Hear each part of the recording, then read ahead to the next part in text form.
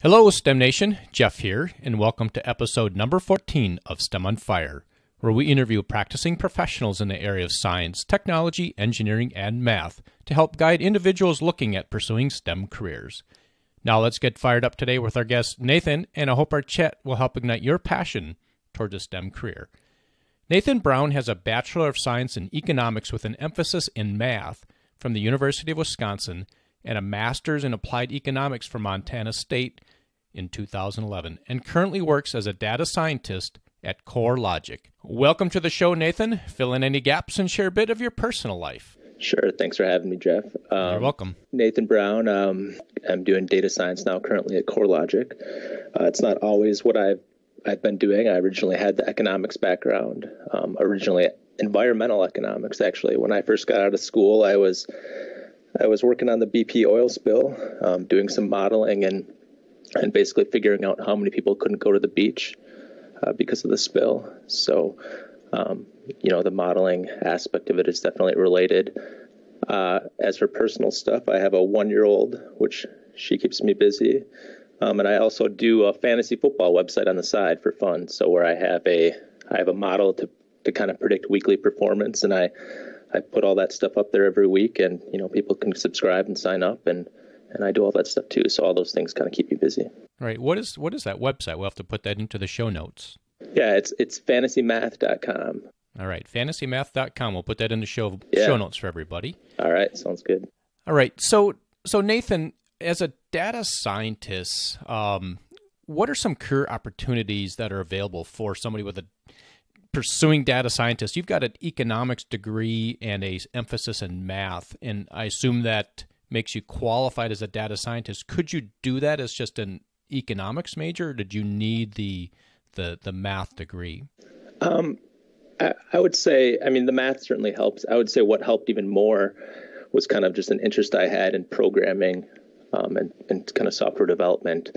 And I didn't necessarily know I had that interest until I kind of started working and everything else, and realized pretty quickly that programming these models and coming up with them was what I like to do. So I kind of did some self-study on the side and picked that stuff up and kind of got into it. I would characterize data science as kind of the blend between math and stats and computer science and programming and maybe kind of general business too. It's kind of a combination of all three of those. Okay. Yeah, and we've got like data analytics. Is data analytics different than data scientists, or are they pretty much the same? I guess the data scientists I know and have kind of run across fall into basically three general types, and I think there's definitely overlap. But so you have the modelers, the people doing kind of predictive analytics, and they'll be doing machine learning and stuff like that, where you're basically coming up with a model, trying to predict an outcome, and using it for a business problem. I'd say that's the first tier. I'd say the second kind of leg of the stool is the general data analysts who, I think that's primarily describing data or coming up with visualizations. Kind of, involves a lot of communication and getting across the important parts of that data to stakeholders and whoever else to help them kind of make their decisions. And then I'd say the third leg would be something like a data engineer who is building these data ingestion or streaming pipelines. A lot of times they're in production and deal with tremendous amounts of data. They have to be, really robust and reliable. And so the people who are kind of designing and building and maintaining those, I would say, would be the third part. And obviously there's a lot of overlap. So as a data scientist, which leg would you put yourself in? Originally, right out of school, I was doing the modeling for the BP spill. And so I would be in that area. I don't think I necessarily had the kind of programming and, general computer background where I would have really considered myself a data scientist. I think that's something I've picked up now. So I would say at CoreLogic now, I'm definitely more in the area of doing predictive analytics. We're in home and property data company, so it's definitely a quantitative field, and we're building these models, in that area to predict different things and stuff like that. So I definitely am the more modeling now, but, for example, my site, the fantasy math stuff, I had to do everything. So it's basically, coming up with, the pipeline and data ingester and all that stuff too. So Nathan, can you go into a little bit of depth of what you actually do at work? I guess the typical day-to-day, and I think if you talk with anyone who works with data, I think, they'll tell you that it's the majority of it, even for someone who's building models like I am, the majority of it is not, clicking the button to run a model or, figuring out which variables to put in, like seeing the results. The majority of time of a data scientist is putting your data together, getting it in the right format. I'm at CoreLogic now, where we do a lot of home and property data. So it's, dealing with addresses, like some addresses will spell out roads, some have just RD periods, stuff like that. You need to, clean all that stuff, get it all together, get your kind of final data set before you can really build this model. So I would say I spend the majority of my time cleaning data and dealing with data like that. But, when I do get to do some modeling at work, it'll be things like, I just started a model at work to, basically for any property in the U.S., I'm building a model to come up with the probability that that property gets listed for sale in the next 6 months. And then we're building another model for, any property, the probability it gets listed for rent in the next 6 months. So, yeah, Jeff, we could, run your house through it, and it would take into account, the age of the house, like how long you've lived there, et cetera, and then, come up with some probability. So is that something that that your company then sells as information to other companies that may be interested in that? Yep, we do a variety of things with it. One is realtors who, are obviously interested in people who are interested in selling their house. We also have a pretty big insurance, home insurance branch where, we build products to support them. Another product some colleagues of mine are working on is a roof condition model. So basically a model to predict when someone's roof will need to be replaced. So the insurance company can kind of, run that through and get a value of it and insure it properly. So Nathan, do you work with other folks in the data world there, and what kind of degrees do they have? I see quite a few different degrees of people working as data scientists. So I think a lot of people do the route I did, where they do economics or, even physics or math or biology or something like that, more kind of quantitative, non-programming fields, and then they kind of pick up the software development and engineering portions of it. Or you also see a lot of times people who, started out in software or computer science and kind of picked up the math and picked up the modeling and machine learning and kind of got it that way. So I think, there's two general paths, and people tend to specialize in one, but they kind of pick up the other one. Yeah, thanks for that, Nathan. I appreciate it. We're going to move on here a little bit, and we're going to get pretty specific here. So what is one thing that has you really fired up about the data world, being a data scientist, and where do you think it's headed? I hadn't really thought about this until, recently, but I like making my site for fun on the side, and I like building these models at work and stuff. And I was kind of thinking, what, when you ask the question, what is it that actually gets me fired up about it? And I think the big kind of underrated aspect of data science is, the act of creating something. I think, people tend to view engineers as designing a product or, software engineers as building an app or whatever. But I think as a data scientist, when you can build a model or some, summary or description or visualization, it really kind of gives you the opportunity to get creative and, and kind of put the science into it and make something cool. Yeah, and what I've heard out there in the real world is that data is the next oil. If you know how to harness and manage and monetize, in other words, make money with data, those are the companies that are going to be very successful in the next 10 to 15 to 20 years. Yeah, definitely. We're going to change gears here a little bit more too, and we're going to move into an aha moment you've had, something that might help our STEM nation. Can you take us to a moment in time of an incredible aha moment you've had at work or your personal life and tell us the story and how you turn that aha moment into success? So I guess mine's not as much of a specific moment in time, but I think, in the process of learning this math and taking these stats classes and learning about probability, somewhere along the line, I kind of, realized that basically your life and a lot of aspects of life are a numbers game. So, so you can make a bunch of low probability, low cost, high reward bets, all individually that have a small chance of actually working. But then when you kind of start to accumulate them and add them up, eventually something works. So I think kind of realizing that, for example, when I was working on my site and I wrote an article that I thought was pretty good and I wanted to get it submitted somewhere, I reached out to a Lifehacker to publish it, and it was kind of lukewarm or whatever. But I got the guy on board and he finally agreed to publish it. And so, it was this win for me, and I got a bunch of traffic because of it. And so you kind of see that one thing that, you reached out to this Lifehacker guy, you published your article, that's great. But at the same time, I also reached out to, Forbes, Business Insider, all these other sites that, didn't end up going anywhere. So it was really the kind of quantity approach of doing a bunch of different things. Maybe it pays off, maybe it doesn't. A lot of times it won't pay off, but eventually, if you do enough of them, something will.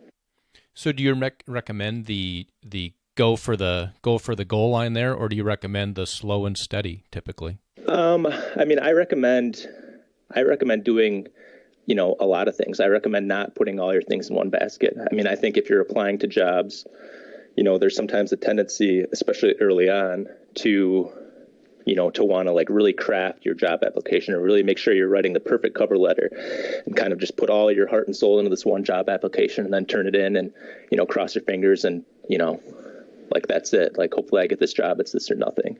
I just think really a lot of things that work out are, a matter of like individually you apply for a job and you make a cover letter and, it may not go anywhere, but you find some other opportunity that you're excited about too. And you do that and you do another one. And, if you do 10 things that each on their own have a 10% chance of actually working, any one thing will be small, but total over the 10, that's like over half. It's like 65% chance of actually something working. So I think the key is to kind of break it up and do small things that you're excited about and kind of, plant another seed and get that out there versus, kind of putting all your eggs in one basket.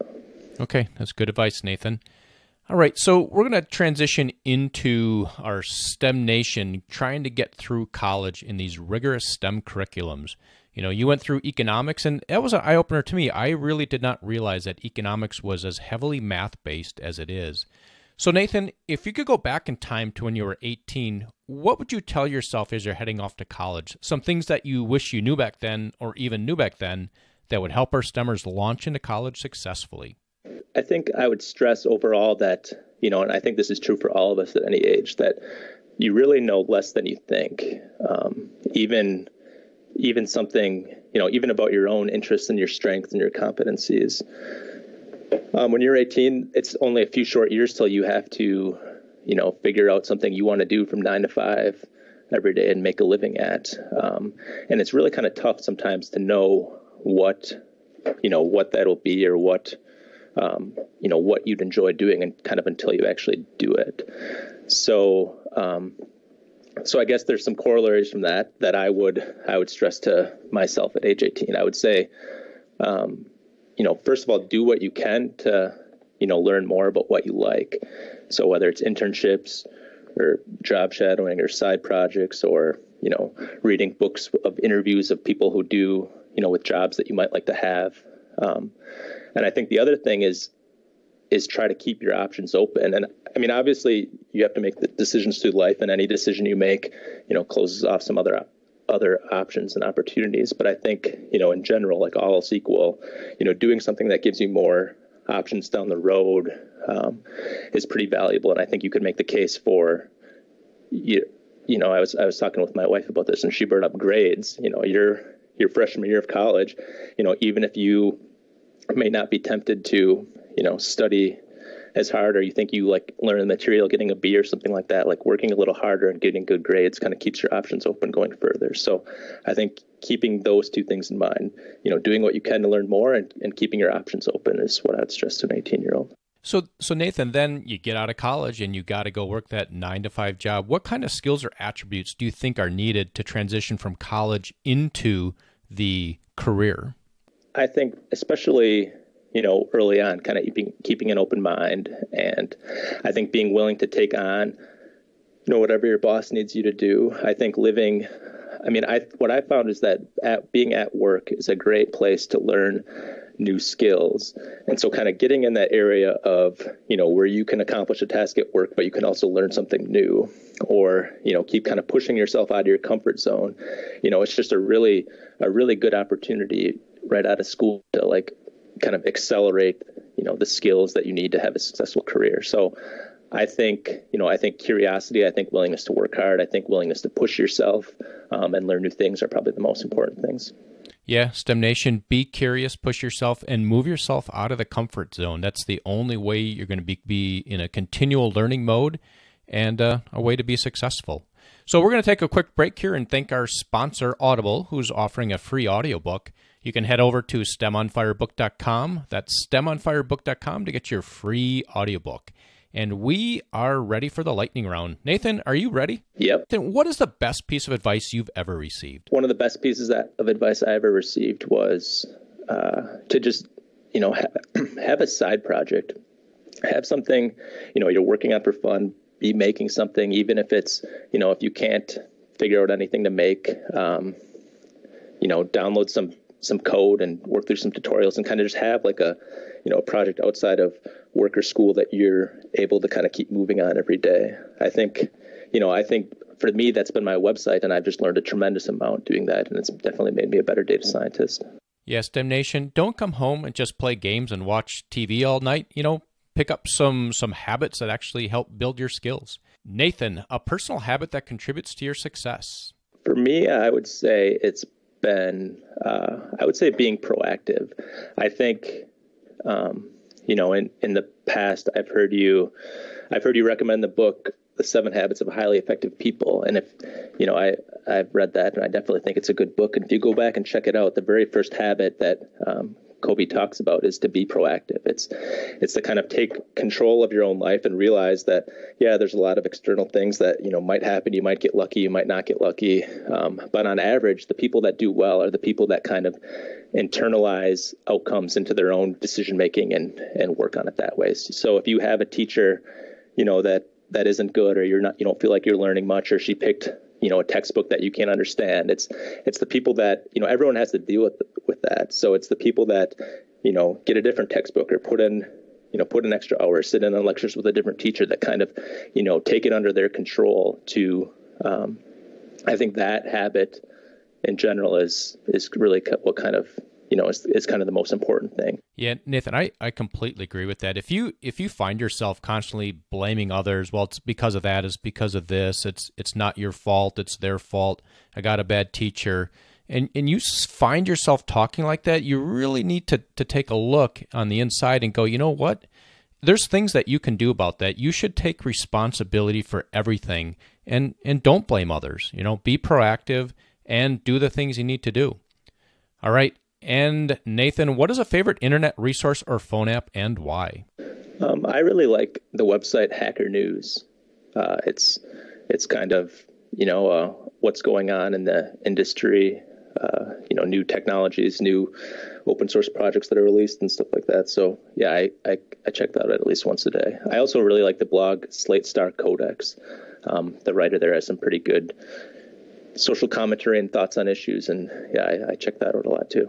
Okay, and we'll add those to the show notes. And one book you recommend? Right now, I'm actually reading the book Principles by Ray Dalio, which I like a lot. It's a really dense and kind of rich book. I could see it being something that you kind of have to go back and read multiple times, or maybe even take notes on. One thing I really liked so far, I'm only about halfway through, but he talks about how he trained himself to, anytime he got negative criticism or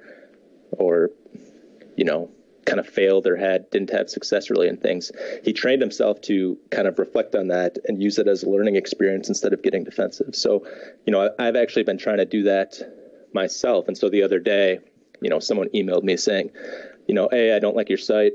I signed up, but I'm regretting it. Like, give me my money back. And I'm a pretty conflict averse person. And normally, or in the past, I could have seen myself being like, okay, here you go.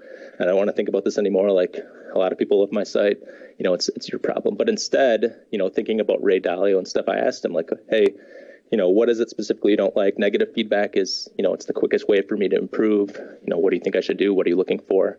And he actually responded, with some really helpful stuff that I think, it's stuff that's been on my mind too, that I'll probably add and get in there. So it ended up working out really well. Awesome. That's great. And Nathan, as we wrap up here, can you share some parting piece of guidance for STEM Nation, and then we'll say goodbye? I would say be nice.